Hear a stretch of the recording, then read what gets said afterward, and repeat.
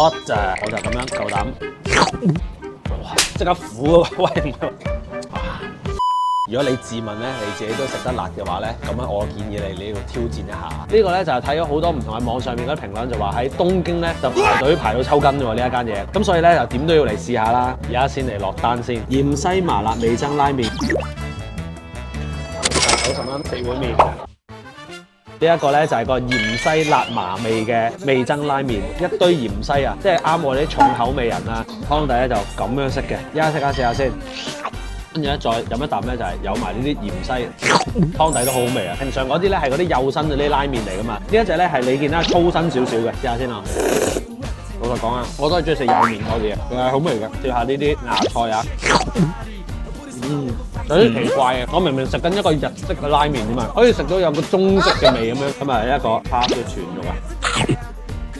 喺如果日本店嚟講咧，呢啲係應該都係招牌嘢嚟，所以咧係好好味嘅，入口即溶，好味。但係咧太細嚿咯，如果大嚿啲會好啲咯。正辣麻味噌拉麵，佢喺個湯底咧好濃啊，肉碎拌麵。一陣間咧等拍攝團隊食嘅時候咧，話俾大家聽咧呢個好唔好味啊？